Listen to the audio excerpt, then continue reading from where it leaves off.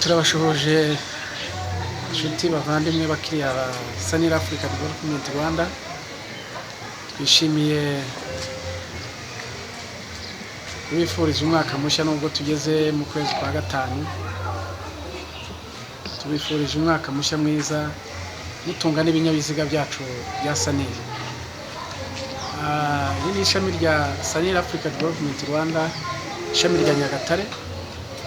Twifuje kubagezaho ko dufite ibiciro bishya ibinyabiziga byose. Twagabanyije ibiciro, turasaba n'abakiriya bacu gukomeza kutugana mugatunga ibinyabiziga byacu, tunabakorera service ko dufite garage rya company. Mukomeze mutunga ibinyabiziga. Twabigabanyije kuri ubu buryo bukurikira: dufite moto yitwa 756D, moto nini ifite vitesse 5, ikaba demarere, moteri ikaba ingufu z'ijana 50. Iyo twajyaga twitangira miliyoni 1,100,000. Ubu twayigabanyije iri ku giciro cyiza. Turayitangira amafaranga miliyoni 1 ukitungira ikinyabiziga.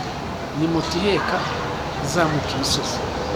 Dufite moto ya kabiri yitwa Sandis, ifite akava gatwikira itara, niyo moto yagwa ntabwo itara rishobora kumera.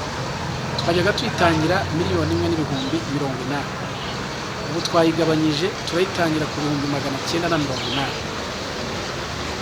Ni moto ikozwe mu bwoko bwa Bajaj Boxer. Ni moto izamuka nta kibazo. Dufite moto ya gatatu yitwa nayo ni Sandis Sanira. Ifite cover yayo y'itara imeze nka moto bita TV77. Iyo moto twajyaga twitangira ku giciro cya miliyoni yuzuye.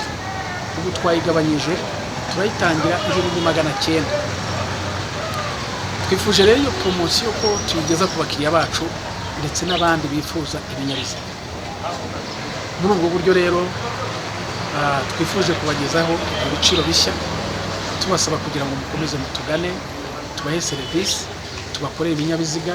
Dufite garage, moto zose z'ubwoko bwose turazikora. Dufite abakanishi b'abahanga, byose bikagenda neza. Murakoze cyane, mukomeze mutugane ku cyicaro cyacu cya Sanira Africa Development Rwanda, ishami rya Nyagatare. Icyicaro gikuru kiri i Kigali. Mwaduhamagara kuri telefoni zikurikira: 078 1 02 17 73. Imana ibahe umugisha.